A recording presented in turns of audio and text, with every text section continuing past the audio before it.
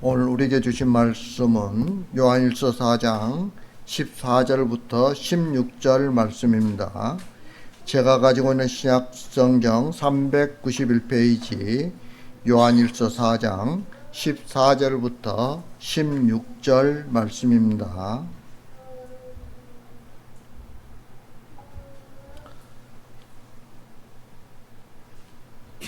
찾으셨으면 제가 봉독해 드리겠습니다.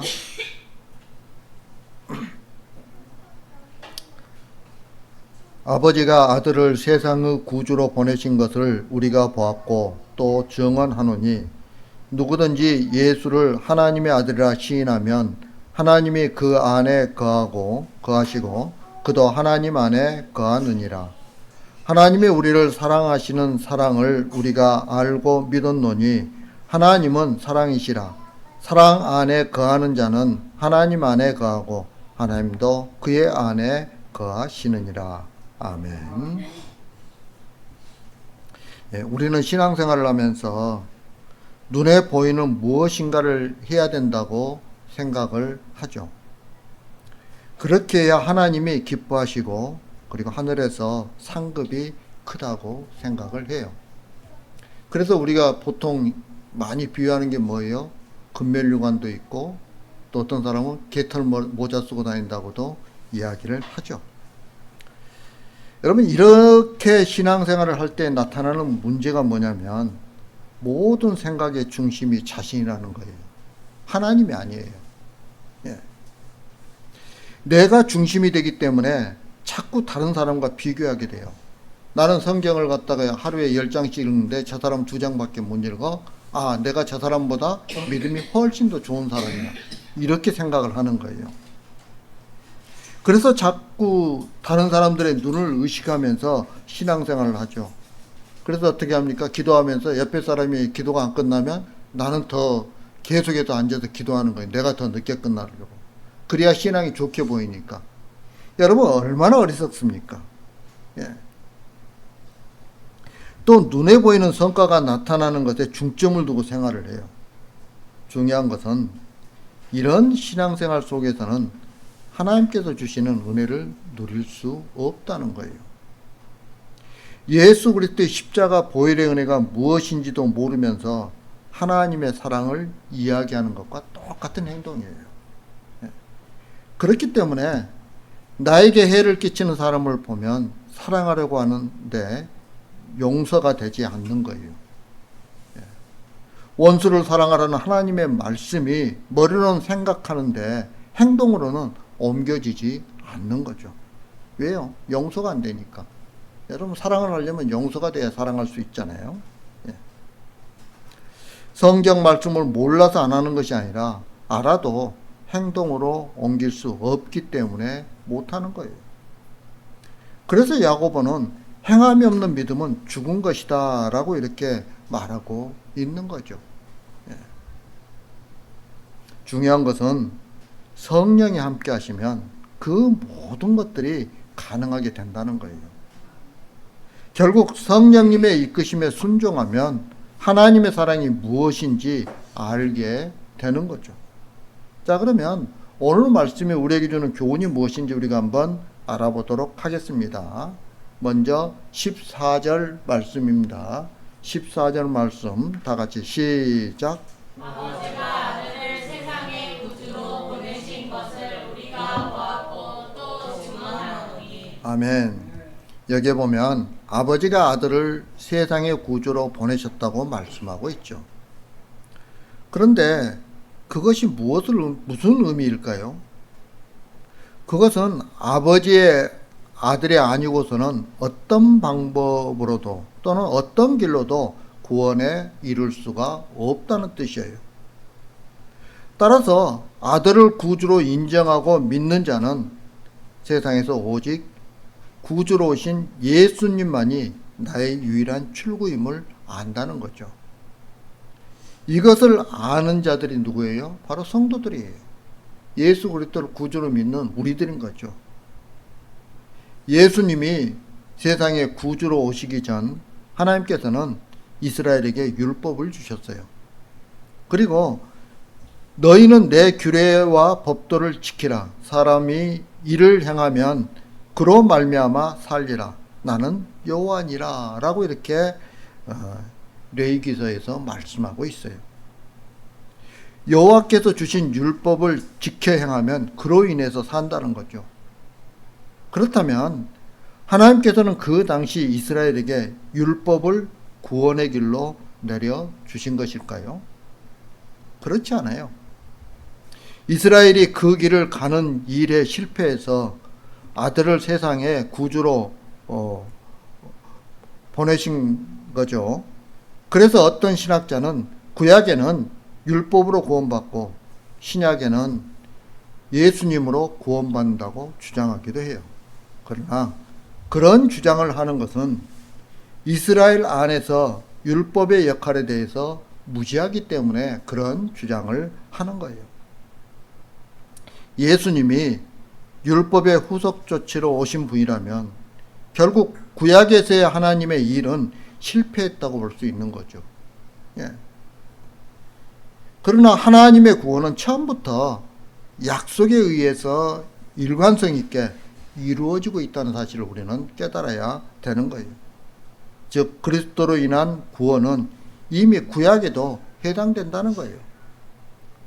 하나님은 구원을 얻을 수 있는 기회를 제공하기 위해 율법을 주신 것이 아니에요. 아예 처음부터 아들이 아니면 구원을 받을 수 없는 것이 인간임을 알게 하기 위해 율법을 주신 것이죠. 다시 말하면 구약이든 신약이든 동일한 것은 은혜로 구원받는다는 거예요. 그러면 율법은 무엇일까요? 율법은 이스라엘로 하여금 자신에 대한 기대를 포기하게 하기 위해서 주신 거예요. 우리가 선미니까 너희와 달라. 너희는 짐승맛도 못한 사람들이야. 우리는 달라. 우리는 아브라함의 자손들이잖아. 라는 그런 생각을 포기하게 만드는 것이 율법이라는 거예요. 이스라엘의 본질을 밑바닥까지 끄집어내기 위한 것이 율법이에요. 왜냐하면 율법의 행위로 하나님 앞에 의롭다 하심을 얻을 인간이 없기 때문에 그래요. 예. 어떤 사람이 율법을 하나도 빠짐없이 다 지킬 수 있어요? 못 지키는 거예요. 예. 우리에게는 그런 능력이 없어요. 그러면 율법이 하는 일이 뭐예요? 율법으로는 죄를 깨닫게 되는 거예요. 예. 죄가 율법이 있기 전에도 세상에 있었어요. 그런데 율법이 없을 때는 죄를 죄로 여기지 않았다는 거죠. 내가 죄를 짓고도 내가 죄를 지은지를 모르고 사는 거예요.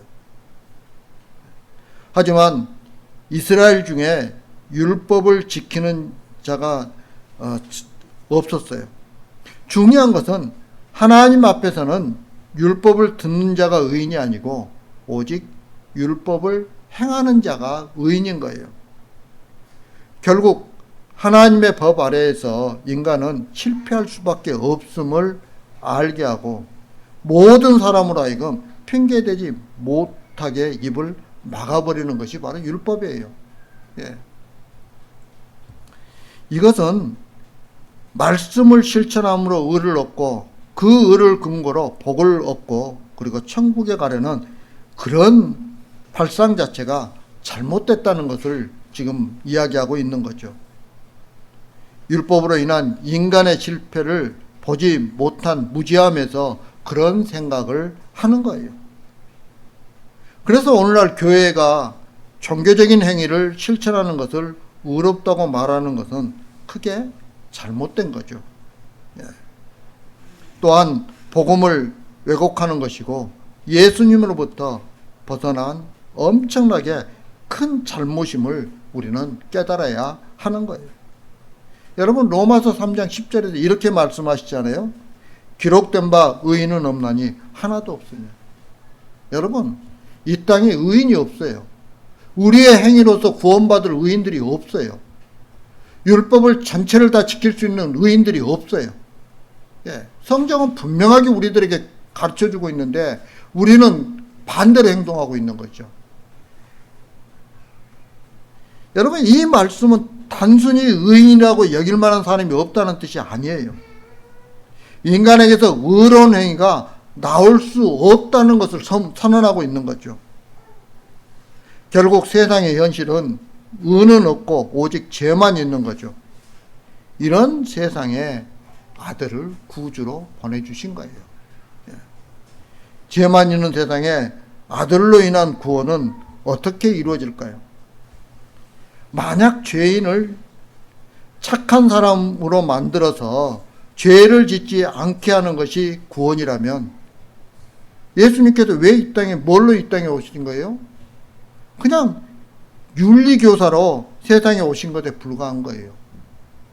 무슨 말이냐면 그렇게 구원하지 않는다는 거예요. 예수님의 구원은 의를 행하지 못하는 악한 사람을 예수님이 도우시고 힘을 주셔서 의를 행함으로 말미암아 구원에 이르게 하는 것이 아니라는 거예요. 십자가에 죽으신 예수님의 행함으로 말미암아 구원을 얻게 되는 거예요. 내가 의로운 행동을 해서 구원받는 것이 아니라 나를 위해서 십자가에서 죽으신 그 예수님 때문에 내가 구원받는 거예요. 따라서 우리는 자신의 행함을 믿는 것이 아니라 예수님의 행하심을 믿으면 되는 거예요. 예수님의 행하심으로 완성된 것을 선물로 받아 누리는 사람들이 뭐예요? 바로 우리들이에요. 예수 믿는 사람들이에요. 우리가 그런 사람들을 성도라고 그러고 신자라고 그러고 그러잖아요.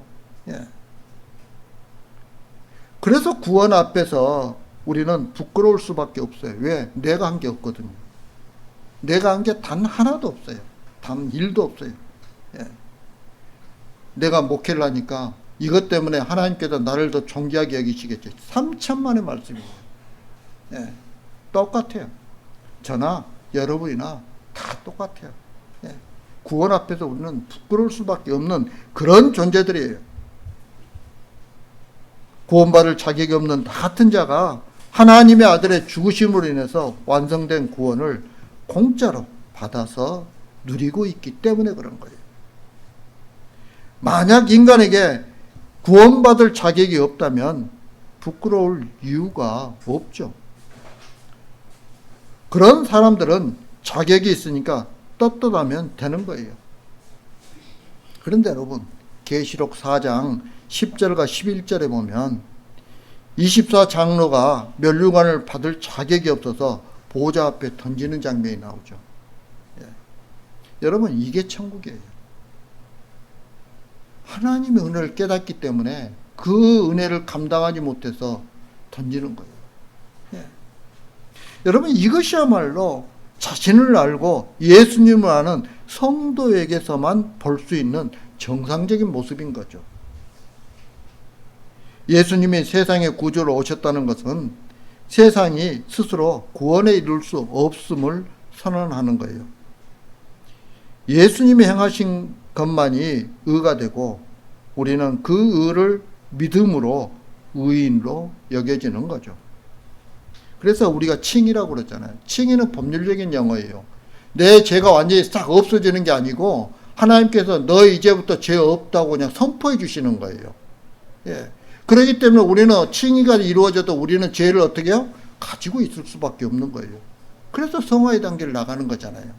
그렇지만 성화의 단계에 나가도 우리 죄는 계속해서 있어요. 그 언제 없어져요?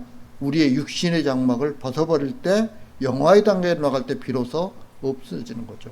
이 땅에서는 육신의 장막을 입고 있는 상태에서는 영화가 이루어질 수 없어요. 그건 거짓이에요. 하나님을 모독하는 거예요. 그런 것은.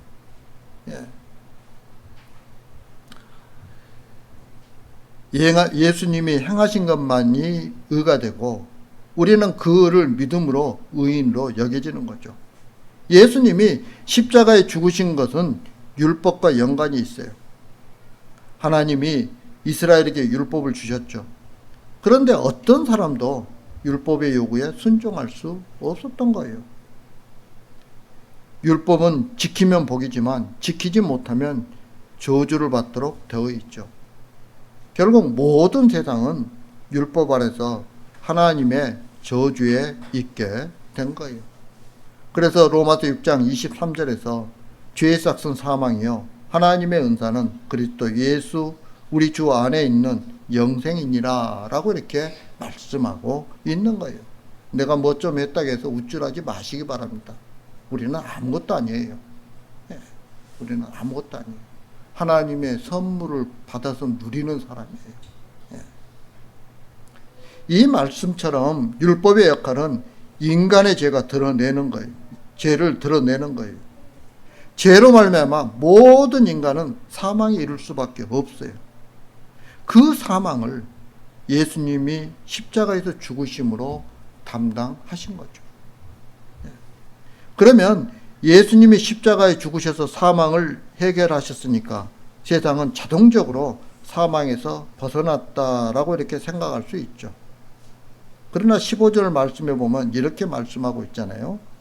누구든지 예수를 하나님의 아들이라 시인하면 하나님이 그의 안에 거하시고 그도 하나님 안에 거하느니라 라고 이렇게 말씀하고 있어요. 여러분, 이 말씀은 예수님을 하나님의 아들로, 즉 하나님이 보내신 구주로 시인해야 한다는 거죠. 그리고 이것을 위해 성령을 보내신 거예요. 다시 말하면 예수님을 구주로 시인하는 것까지도 내 믿음이나 내 실력이 아니라 성령님이 오신 은혜의 결과라는 거예요. 내가 할 수 있는 건 하나도 없어요. 사실은. 성령님이 나를 붙드시고 이끄시는 대로 내가 그냥 그대로 붙들려 가면 되는 거예요. 예. 내가 할 수 있는 게 없잖아요. 이렇게 우리는 항상 십자가 앞에 서서 자신을 보아야 하는 거죠. 이것이 우리를 성도의 자리에 머물게 하는 거예요. 예수님이 구주로 오시고 십자가에 죽으셨다고 할지라도 자신의 죄인됨을 보지 못하고 예수님의 의를 믿는 것이 아니라면 그 사람은 구원과 상관이 없는 사람인 거죠. 그래서 성령을 보내시고 성령을 통해서 우리 안에 들어오셔서 우리를 구원하시는 사역을 계속 하시는 거예요. 여러분, 이게 하나님의 사랑이에요. 예. 자, 그러면 16절 말씀 한번 읽겠습니다. 16절 말씀. 다 같이 16절 말씀 시작. 하나님이 우리를 사랑하시는 사랑을 우리가 알고 믿었노니 하나님은 사랑이시라. 사랑 안에 거하는 자는 하나님 안에 거하고 하나님도 그의 안에 거하시느니라. 아멘. 하나님의 사랑은 우리의 사랑에 대한 반응이 아니에요. 왜냐하면 우리가 하나님의 사랑에 끼어들 자격이 전혀 없는 존재라는 것을 생각하지 않고서는 하나님의 사랑에 눈을 돌릴 수 없기 때문이에요. 신앙생활을 방해하는 가장 큰 적은 스스로 신앙적이라고 믿고 있는 종교적인 행위인 거죠. 그래서 어떻게 합니까? 나는 저 사람보다 믿음이 더 좋아라는 마음을 갖게 하는 거예요. 예.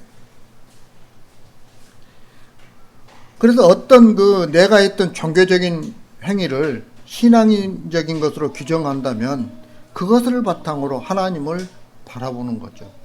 이게 문제라는 거예요. 예. 저 사람은 아무것도 안 했는데 나는 교회 봉사를 열심히 하고 있다고 생각을 하는 거예요. 그러니까 나는 저 사람과 다르다는 거죠. 여러분, 이거 유대인들이 가지고 있는 생각이에요. 유대인들이 언제? 예수님 시대에. 그리고 그들은 예수님을 갖다가 정죄하고 십자가에 못 박여 죽였잖아요. 예.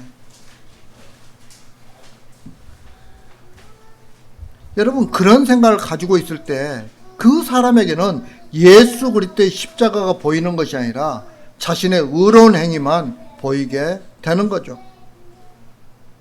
결국 하나님의 사랑에 눈을 돌리지 않게 되는 거예요. 그리고 자신의 신앙적 행위로 여기는 것을 지키고 굳게 세우기 위해 힘쓰게 되는 거죠. 이런 사람에게 복음은 거부의 대상일 뿐이에요. 왜냐하면 복음은 인간의 의의 행동을 다 무너뜨리고 대신 그 자리에 예수님의 십자가를 굳게 세우는 것으로 우리들에게 다가오기 때문에 그러는 거예요. 예. 여러분, 우리가 예수님의 십자가 앞에 나가면 뭐가 보여요? 예, 나의 죄가 보이는 거죠.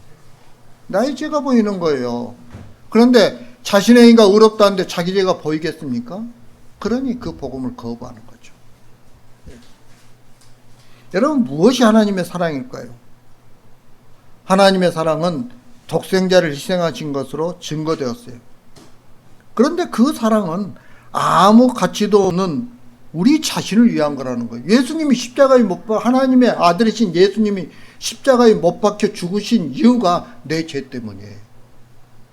나 때문이에요. 나 때문. 다른 사람도 아니고 나 때문이에요. 사랑받을 가치가 없는 우리를 위해 독생자를 희생하시고 우리의 영혼을 세상에서 건지신 거죠. 그런데 우리는 어떻게 살아가고 있어요? 하나님의 그런 사랑을 알고 하나님께 감사하며 살고 있느냐는 거예요. 여러분들은 그렇게 살아가고 있습니까? 그렇지 않잖아요. 우리는 그렇게 살지 않고 있어요. 여전히 우리의 삶에는 불평과 원망이 이어질 뿐이죠. 독생자를 죽이신 하나님 앞에서 우리는 세상에서 입는 것, 먹는 것, 그리고 나 잘 되는 것을 놓고 하나님 앞에 불평하는 거예요. 그런데 놀라운 것은 하나님의 사랑은 끊어짐이 없이 계속된다는 거예요. 여러분, 이것을 깨달아 알 때 하나님의 사랑에 감사할 수밖에 없는 거죠.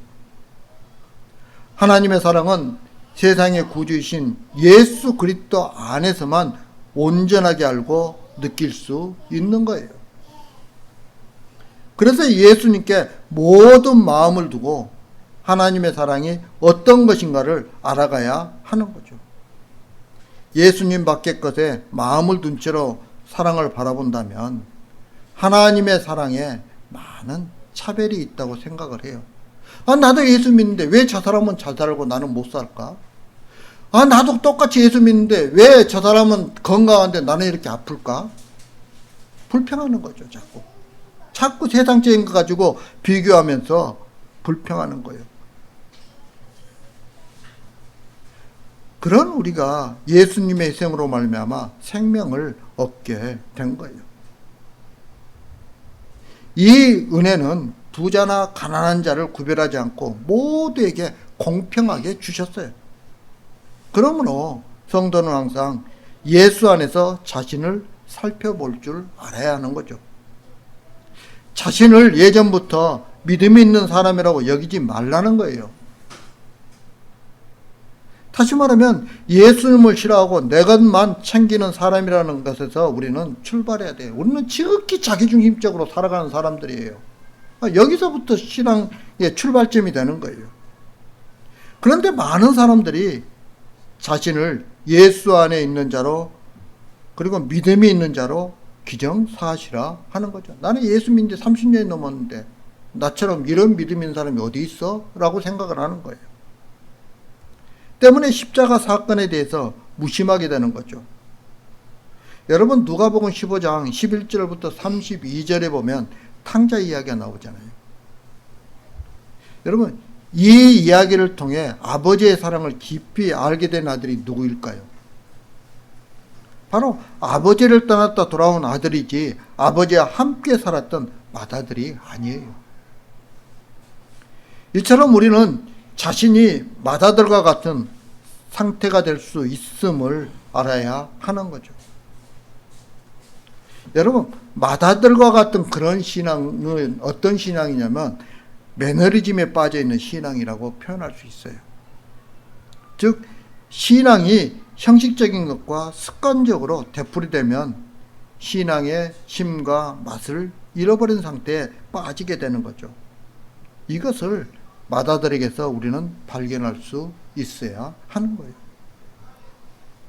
아버지는 집을 나간 아들이 돌아오자 잔치를 베풀어 주죠. 나가서 무엇을 했는지, 돈을 얼마나 탕진했는지 그런 것에 대한 추궁이나 꾸지람이 없어요.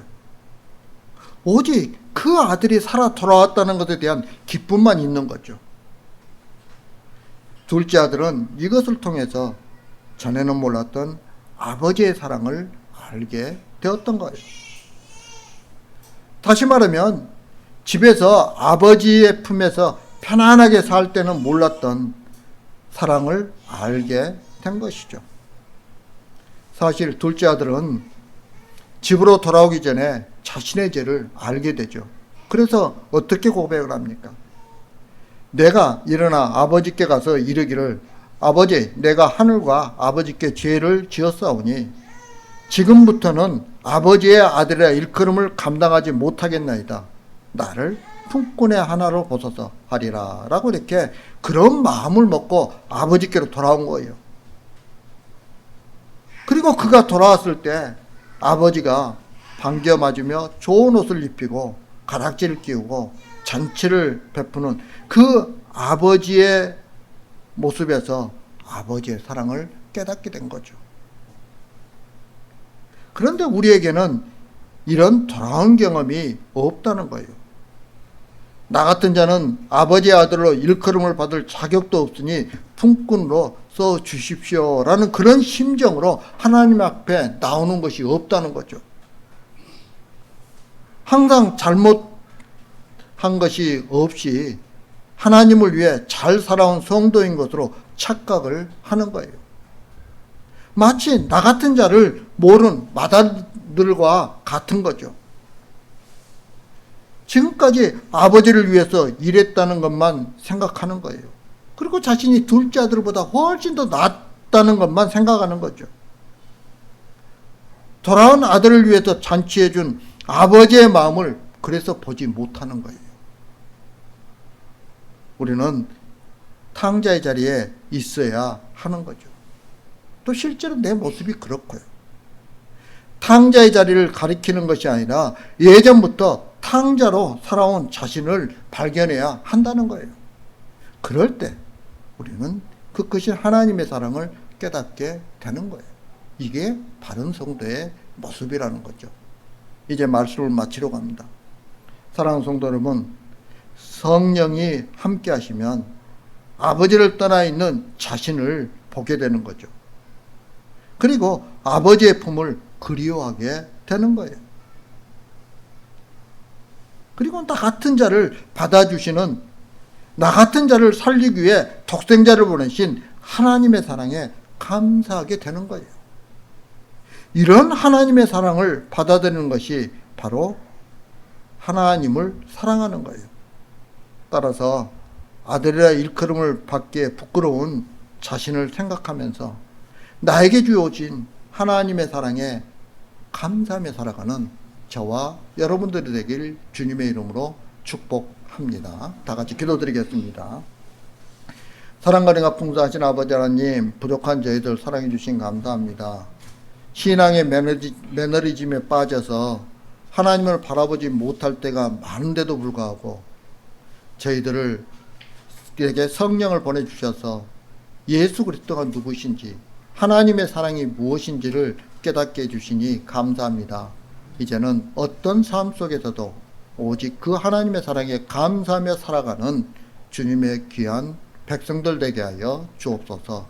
예수님 이름으로 기도합니다. 아멘.